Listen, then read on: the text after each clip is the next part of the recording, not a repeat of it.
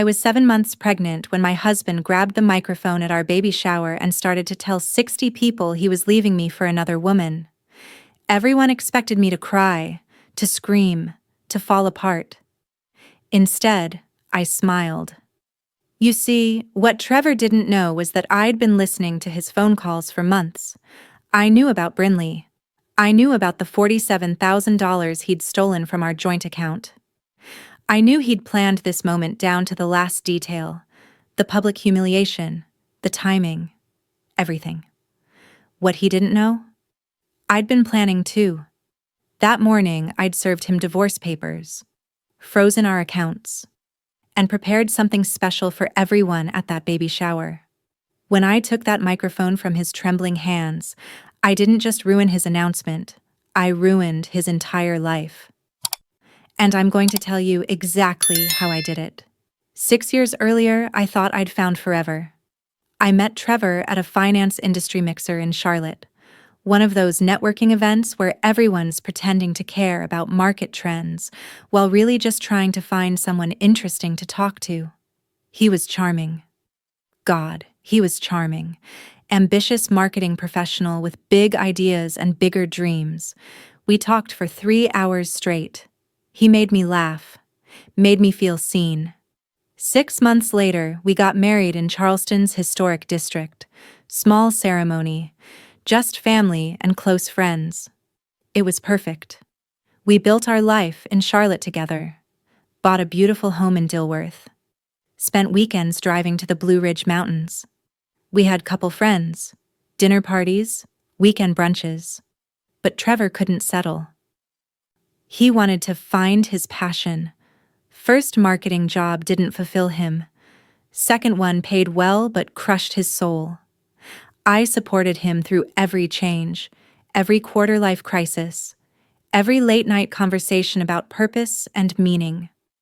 I was the steady one, the reliable income at Wells Fargo, the one who kept us afloat while he figured himself out. We put off having kids. After I find the right opportunity, he kept saying, after I'm settled. Finally, a year ago, he landed at a tech startup, said he'd found his place, said he was ready. 7 months ago, I told him I was pregnant. He cried, happy tears, held me, told me it was the happiest day of our lives. The first 2 months were beautiful. We painted the nursery, bought tiny clothes. He'd talk to my belly every night. We were building something together. Then, around my 3rd month of pregnancy, something changed.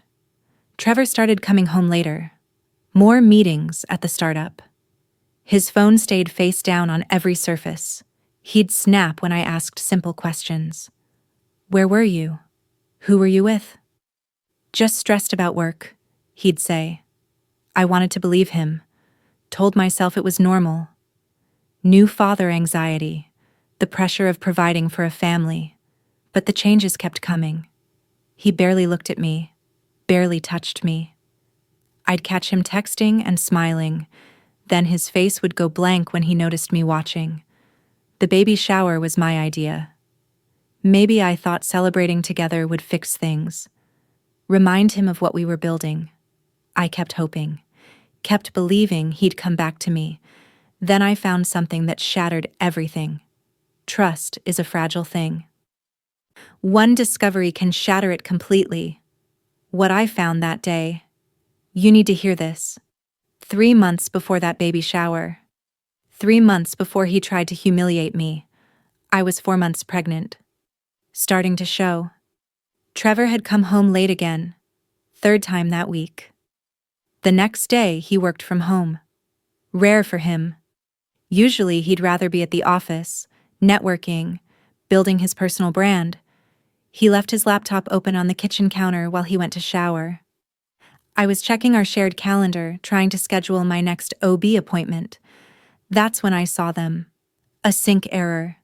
The kind that happens when you delete something but it pops back up from the cloud. Calendar events Trevor thought he'd erased. Coffee with B, 3 times a week. For months. Lunch, personal. Always 1 to 2 p.m. on weekdays. I'm a financial analyst. I've spent 12 years at Wells Fargo looking at patterns. Numbers tell stories. Data doesn't lie. These weren't random meetings. They were systematic, scheduled, hidden. My hands moved on autopilot. I opened his phone. The passcode was our anniversary, 814. He'd never changed it. I found the contact. Brian. Jim. Opened the messages. Brian wasn't a man. Intimate photos. Romantic messages. Plans for a future together. 427 messages total. I counted them. Her real name was Brinley Walsh. 26 years old. Yoga instructor. They'd met at his company's wellness retreat 7 months ago, 2 weeks after I told him I was pregnant. My hands shook as I scrolled, but I didn't cry. Not yet. Then I found the one that broke me. Can't wait until the baby comes and we can finally be together. She'll be so focused on being a mom, the divorce will be easy. My lawyer says I won't owe much if we file before the kid turns 1. The shower was running. I had maybe 10 minutes. I took screenshots. Every single message. Sent them to my encrypted cloud storage. Deleted the sent messages from his phone so he wouldn't know. Closed everything exactly as I'd found it. Put the laptop back on the counter. Then I sat on the couch. Hand on my belly. My daughter kicked once. Twice. Trevor came out 20 minutes later, hair wet, smiling, kissed my head. Hey babe, what do you want for dinner? I smiled back. Pasta sounds good. And while he cooked, I started planning. He wasn't just leaving me. He'd been planning to abandon his pregnant wife at our baby shower for months. The cruelty was calculated. And if he could be calculated, so could I. Most people confront immediately. Most people react emotionally. I did something different. I built a case. Subscribed to see how planning beats passion. The next morning, Trevor kissed me goodbye. Told me he had an early meeting. Left at 7 a.m. I called in sick to Wells Fargo. First time in 3 years. Then I called Kai Collins, my best friend from college. Now one of the top family law attorneys in Charlotte. I need to ask about a friend situation, I started. This isn't about a friend, is it? Kai's voice was gentle. He knew me too well. I broke then. Told him everything. North Carolina is a one-party consent state, he said after a long silence. You can legally record phone calls without telling him. Financial records from joint accounts are fair game. Document everything. Dates, times, amounts. But don't confront him. Not until you're ready to file. That evening, after Trevor went to bed, I logged into our joint accounts. My professional skills became weapons. Systematic transfers to an unknown account. $47,000. Moved over 4 months. Small amounts at first, then bigger. I traced it. Trevor's personal account at a different bank. The money trail told the whole story. Grand Bohemian Hotel in Charlotte. $3,200, 4 separate stays, Tiffany & Co. $3,400, diamond bracelet. I'd seen it on Brinley's Instagram. She'd posted a photo. Tagged it. Grateful for the little things. South Park apartment lease deposit. $6,500. Their secret love nest. Restaurants. $2,100. All the places he told me were client dinners. He'd been funding his affair with our money. Our baby's money. I ordered a voice-activated recorder online. Next day delivery. Planted it in his home office. The one room he kept locked. Said he needed privacy for work calls. 3 weeks of recordings. His voice, clear as day. The baby shower is perfect timing. She'll be humiliated in front of everyone. She'll be so shocked she won't know what to say. Then I just pack up while she's dealing with guests and I'm gone. Clean exit. Brinley's voice. Young. Excited.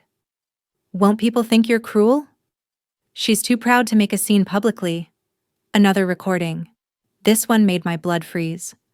My lawyer says if I file before the kid turns 1, child support is minimal, And Ariella makes good money. She'll be fine. I created 5 USB drives, encrypted, one for Kai, one for Trevor's mother, one for the baby shower, one for court, one in a safe deposit box. The timeline became clear. Trevor planned to announce at the baby shower, so I'd file divorce papers that morning, freeze the accounts at 6:47 a.m., serve him before he could leave the house, force him into a corner, abort his plan or look even worse. Trevor thought he was the puppeteer. He had no idea I'd cut his strings 4 months ago. Financial knowledge is power. When you know how to trace money, you control everything. That's what he forgot. For 3.5 months, I played the role of my life, the oblivious pregnant wife. Emotional, overwhelmed, vulnerable. I'd cry over commercials. It's just the hormones. I'd sob into Trevor's shoulder. He'd pat my back, check his phone over my head. I'm so scared about being a mom, I told him one night. Let my voice shake. Let him see tears. His arrogance grew with every performance. He thought I was falling apart. Thought I'd be easy to leave. I suggested we celebrate at the Metropolitan. Let's do something special, I said. Our last big event before the baby comes. Trevor loved the idea. More witnesses for his grand exit. I handled all the planning. You're so busy at work, I told him. I've got this. Secretly, I controlled every detail. Guest list, seating chart, AV setup. My sister Sloane volunteered to handle the tech. He never questioned it. 2 months before the shower, I removed Trevor as beneficiary on my life insurance. Opened a separate account at a different bank. Transferred my personal savings. $73,000. Money my grandmother left me. Money Trevor never knew the full amount of. I met with Kai officially. He prepared the divorce filing. Motion to freeze accounts. Emergency custody motion. Everything ready to submit at a moment's notice. I also hired a private investigator. Got photos of Trevor and Brinley at restaurants, hotels, her visiting the secret apartment. Evidence he couldn't deny. I told his mother everything. Veronica came to my house. I showed her the messages, the photos, played her the recordings. She cried. Then she got angry. I didn't raise him to be this kind of man. I need you at the shower, I told her. When he makes his announcement, I need you on my side. You have it, she said. No hesitation. 2 weeks before, I started talking about the shower at work. Made sure everyone knew what a devoted father Trevor was going to be. Posted photos of us on social media. Happy couple. Excited parents-to-be. The higher I built him up, the harder he'd fall. The morning of the shower, I stayed at Sloane's house. Need to rest before the big day, I texted Trevor. 6:47 a.m., a process server knocked on our door. Handed Trevor divorce papers. My phone rang 30 seconds later. Trevor, screaming. What the hell is this? Those are divorce papers, Trevor. You can't just... We'll talk about this after... There's nothing to talk about. I know everything. Silence. How long have you... Long enough. See you at the shower. I hung up. 8 a.m. Court order went through. Joint accounts frozen. Trevor's credit cards declined. The payment for his secret apartment bounced. Brinley called him. I know because I was still monitoring his phone. Why isn't rent paid? 10:30 a.m. Trevor arrived at the venue, trapped. He couldn't cancel without exposing himself. Couldn't go through with his plan without looking even worse. I watched him from across the room, sweating, checking his phone every 10 seconds. 11:45. Brinley texted him.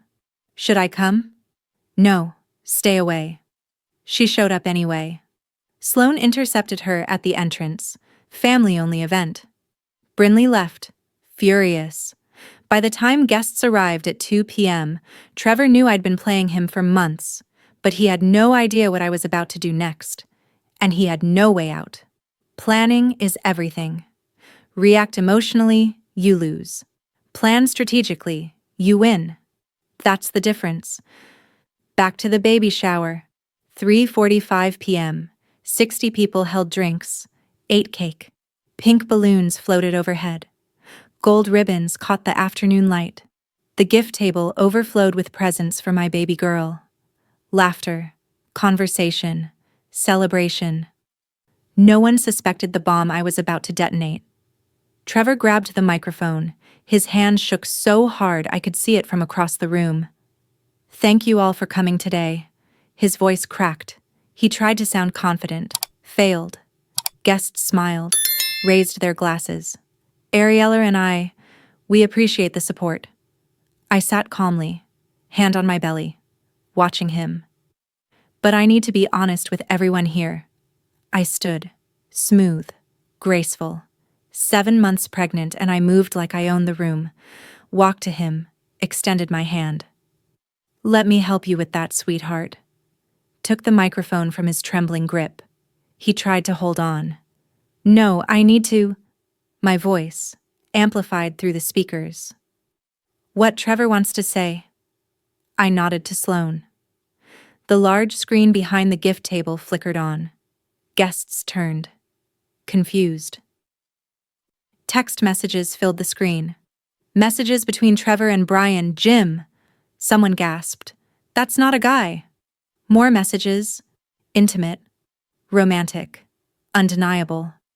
"For those who can't read the screen," I said, voice steady. "These are messages between my husband and Brinley Walsh. They met 7 months ago, right around the time I told Trevor I was pregnant." "Ariella, don't do this here." Trevor reached for me. I stepped away. Trevor had a plan today. Next slide. Messages about the baby shower, his plan to announce, to leave me humiliated. Someone read aloud. "She'll be too proud to make a scene." Nervous laughter rippled through the crowd. Then Veronica stood up. Trevor's mother. The woman who'd flown in from Atlanta to celebrate her grandchild. "Trevor Monroe." Her voice cut through the room like a knife. "Is this true?" His face went white. "Mom, this isn't—" "Answer me. Did you plan to leave your pregnant wife at her own baby shower?" "It's not what it looks like." Next slide. Photos. Trevor and Brinley at restaurants, holding hands, kissing. "Those were just business." Next slide.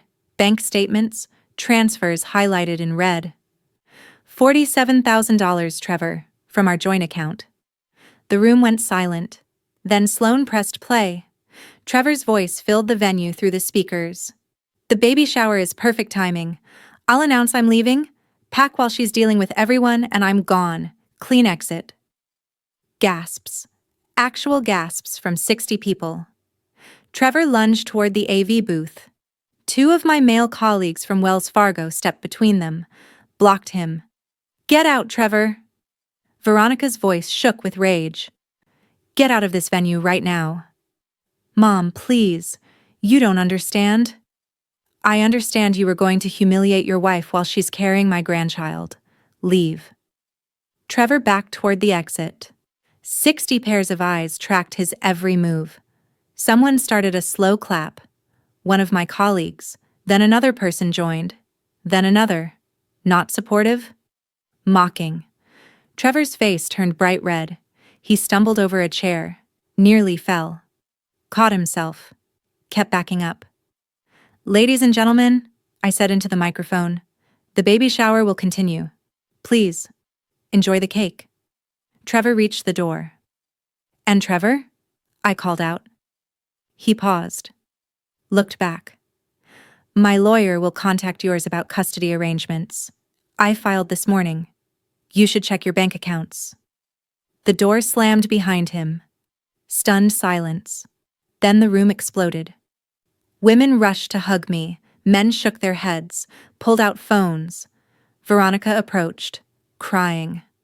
"I'm so sorry. I raised him better than this." I hugged her. "I know you did." I stood there, 7 months pregnant, surrounded by people I loved, and I felt free. For the first time in 5 months, I could breathe. Public betrayal requires public justice. But this was just the beginning. What came next destroyed him completely. Keep watching. The door had barely closed behind Trevor when I reached under the gift table, pulled out a small bag, 5 USB drives inside, each one wrapped with a pink ribbon. For anyone who wants the complete picture, I announced. I walked to specific guests, handed them out like party favors. Trevor's business partner, Garrett, our mutual friends who'd loaned him money, my boss from Wells Fargo, Trevor's father, who'd flown in from Florida, and a friend who worked at the Charlotte Observer. Insurance. Everything's on there, I said. The full timeline. Garrett opened his laptop right there at the venue, started clicking through files. His face went pale. He told me that money was for company expansion. Garrett looked up at me. He borrowed $15,000 from me. Check the dates against the bank statements. He scrolled. His jaw tightened. This was 2 weeks before the apartment deposit. Trevor's father sat in the corner. Quiet man. Marine veteran. Scrolled through the evidence in silence. Finally spoke. I taught him better than this. He looked at me. You have my full support. He'll get nothing from me. Not a cent. My boss pulled me aside. This documentation is investigative work worthy of our fraud department. He paused. If you can track personal finances this well, we should talk about your future at Wells Fargo. Within an hour, guests started posting on social media. Vague at first. Most dramatic baby shower ever. When the father-to-be shows his true colors.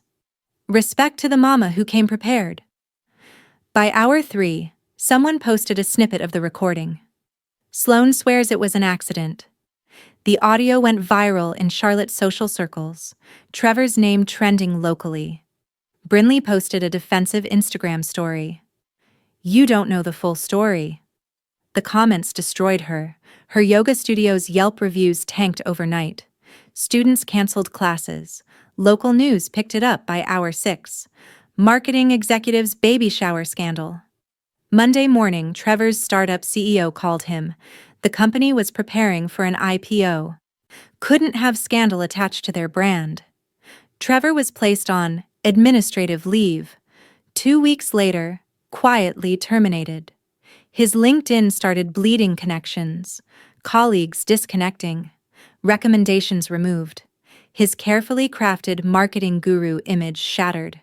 Future employers would Google his name, find the baby shower story. First page of results. The financial reality hit him fast, joint accounts frozen. $127,000 he couldn't touch. His personal account. $4,200. Credit cards maxed. $31,000 in debt from affair spending. Secret apartment. $2,400 a month. He couldn't pay. Divorce attorney retainer. $7,500. Didn't have it. Owed Garrett $15,000. Friday after the shower, Brinley stopped returning Trevor's calls. She'd done the math. His successful marketing director image was leveraged debt. The apartment he'd promised her? Gone. The future together? Built on lies and borrowed money. She texted him once. I think we should take a break while you sort out your situation. Wait, I thought you said... I didn't sign up for drama and debt. Good luck with everything. Then she blocked his number. I didn't just want Trevor to leave. I wanted him to understand that actions have consequences, real ones, professional ones, financial ones. And I wanted everyone who ever doubted me to see exactly what happens when you underestimate the quiet ones. Evidence is everything. Words lie, documents don't. That's what Trevor learned. Don't make the same mistake. Week 1 after the shower, Trevor couldn't go home. I had a restraining order. His secret apartment lease was voided, bounced payment. He moved into a budget inn off I-77, $47 a night, draining what little savings he had left. He called his mother, asked for help. Veronica's response was short. "You made your bed, son." Monday morning, Trevor showed up at his startup. Security badge deactivated. HR was waiting. "Effective immediately. You're terminated." Severance? 0. Morals clause violation. Startup equity? Worthless. Pre-IPO. No vesting. 6 years of building equity gone in one sentence. The financial cascade started immediately. Bank accounts frozen pending court proceedings. Credit cards maxed. $23,000 in combined debt. Car payment due. $680. Health insurance canceled. It had been through the startup. He had $3,100 to his name. His college friends saw the viral posts. The group chat went silent when he joined. A friend getting married next month rescinded his invitation. "We don't want drama at our event." Even his gym canceled his membership. "Your behavior doesn't align with our values." The same gym where he'd met Brinley.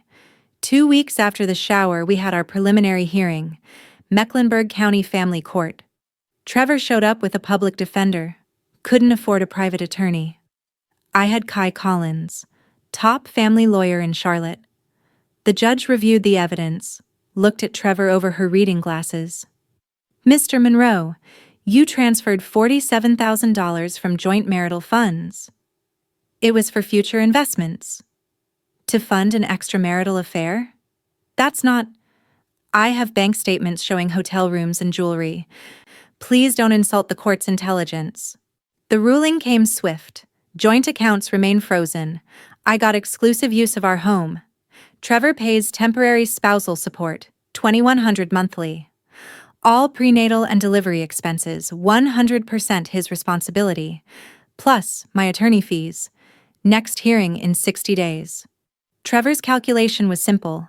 He owed $2,100 a month in support. Didn't have it. Owed $8,500 in my attorney fees. Didn't have it. Medical bills coming. Estimated $12,000. Didn't have it. Currently unemployed. Living in a budget inn. Burning through his last $3,000. He applied to 40 positions. Got 3 interviews. Each one ended the same way. "We Googled you." Baby shower story, first page of results. Every time. "We're going in a different direction." Finally took a retail position at Best Buy. $16 an hour. 35 hours a week. No benefits. Monthly income after taxes. $1,900. Minus court-ordered support. $2,100. Negative $200 a month. 4 weeks post-shower. Brinley posted photos from the Bahamas. New boyfriend, real estate developer, actually wealthy. Trevor saw the posts. Tried to comment. She'd blocked him. His friend texted him. "Bro, she moved on fast.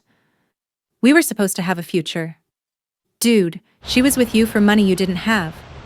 That same week, Trevor called me. "Can we talk?" "Speak to my attorney. I can't afford, please, the baby. You should have thought about our baby before planning to abandon her." I hung up. He reached out to an old college roommate. Asked to crash on the couch. The roommate's wife answered, "Absolutely not. I won't have a man who treats pregnant women like that in my home." Trevor went from planning his grand exit to sleeping in a roadside motel, working retail, owing money to everyone. His confidence? Shattered. His future with Brinley? Gone. His family's respect? Destroyed. All because he underestimated me. Watch what happens when bad decisions meet good planning. This is what justice looks like. Subscribe for more. 8 weeks after the baby shower. 2 months of peace. I was home. The home I'd designed. Nursery complete, pink and white. Exactly how I'd planned it. Trevor's belongings sat in a storage unit somewhere. Court ordered. I'd changed the locks, updated the security system. For the first time in months, I could breathe without my chest tightening. I went back to Wells Fargo the week after the shower. My colleagues treated me like a hero. The woman who came prepared, they called me. My boss offered me a project lead position. Your analytical skills are exceptional. 40 weeks pregnant now. Ready. Doctor said everything looked perfect. No stress complications. The baby measured right on track. I'd chosen her name, Vera Grace, after Veronica, Trevor's mother. The woman who stood by me when her own son betrayed me. My sister Sloane stayed with me. Prenatal class friends visited constantly. Former mutual friends had chosen sides. Mine. Veronica came by weekly. That baby is still my granddaughter, she'd say. Labor started at 2 a.m. on a Tuesday. Sloane drove me to the hospital. Veronica met us there. Trevor wasn't notified. My request. The hospital respected it. 6:47 a.m., Vera Grace Monroe entered the world. 7 pounds, 4 ounces. Perfect. I posted one photo to social media, me holding her, exhausted but radiant. She's here, she's perfect, she's mine. 847 likes in the first hour. Comments flooded in with love and support. Trevor saw it, tried to comment, still blocked. His mother called him 3 days later. You have a daughter, born Tuesday. Why didn't anyone tell me? You lost that privilege when you planned to abandon her. I have rights. You have court-ordered visitation once you're stable. Are you stable, Trevor? Silence. That's what I thought. Trevor was living in a studio apartment now, $895 a month, barely affording it. Still owed spousal support. In arrears. Court date for contempt hearing coming up. Lawyers' collection letters arrived daily. He sent flowers to my house. I donated them to the hospital. He sent a letter. I made a mistake. Can we try again? I responded through my attorney. No contact except through legal counsel. 4 months after Vera was born, 6 months after the baby shower, we had our final divorce hearing. The settlement was clean.